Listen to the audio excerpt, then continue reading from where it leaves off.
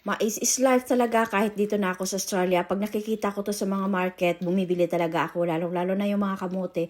Ang mahirap lang bilhin talaga dito yung kamuting kahoy. Ito yung nabili ko sa Coles. Kaya naman pagising ko kaninang umaga, ito na kaagad ang inasikaso ko kasi ito yung aking gagawing almusal. Hali, 4 na piraso nga ang aking binili at hinati ko lang sa tigda 2 kaya may 8 pieces na ako. Sinil naman, kabaliktaran, dito sa bansa nila sa Australia, hindi siya kumakain ng nilagang mais kahit dito ako bumibili. Pero nung pumunta kami ng Pinas, bumili ako sa palengke ng nilaga. Kumakain, masarap daw. Habang nilalaga ko yung aking mais, sinimplahan ko na lang siya ng kanyang kape at saka ginawan ko siya ng sandwich. Ito lang naman talaga lagi niyang almusal sa umaga. Sandwich tapos nilagyan ko siya ng peanut butter. Ito yung peanut butter nila na napakasarap dito para sa akin kasi yung peanut butter na sa atin masyadong matamis, dito naman hindi. Baga ito at kagigising lang namin. Ayan, tingnan niyo yung aking mga labahin nasa labas pa tapos yung aking mga tupi nasa gilid lang kasi hindi ko pa talaga natutupi. Siya after 40 minutes ng aking paglaga, luto na. Nilalagyan ko lang siya ng salt and pepper para medyo masarap naman ang konti. Ako nag-aalmusal, sinil naman bigla na lang sumigaw sa likod at may nakita na naman daw siyang mga hinog na kamatis. Kaya sabi ko mamaya ko na lang siya kukunin. Aking mga sinampay kahapon na hindi ko siya kinuha kagabi kasi medyo mainit naman yung aming panahon. Hinahayaan ko lang siya.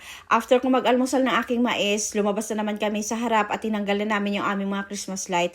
Ngayon pa lang namin tinanggal kasi sabi ko kay Neil, susunod na namin tatanggalin kasi medyo maganda pa naman tingnan. Tapos namin mailigpit lahat ng aming Christmas light sa harap. So, nag-shower na rin ako at nagpahatid na ako sa aking trabaho dahil meron akong pasok ngayon. Forward, pagdating ng bahay, gumawa na sinil ng kanyang sausage roll. Ayan na yung mga tinimpla niya. Nilagyan niya na 2 egg. Balik, beef nga pala yung ginamit niya dyan. Then, nilagyan niya breadcrumbs. Pagkatapos niyan, ay minikos-mikos niya. Sabi ko sa kanya, bakit minikos-mikos mo? Ay, meron tayong gloves dyan. Salang na nga namin yung kanyang sausage roll. Ayan, naglinis na rin siya. Kasi sabi niya, nagpintura daw siya kanina habang nasa trabaho ako. Nagpipintura kasi siya guys sa walls namin. So, ako kasi ang nagpintura ng aming mga corner. So, siya na yung gumawa. Then, sabi ko sa kanya, siya na mag-vacuum, ako na yung magmamap mamaya. Dinner time na nga pala, ito, luto na yung kanyang sausage roll. Malalaking sausage roll yung kanyang ginawa.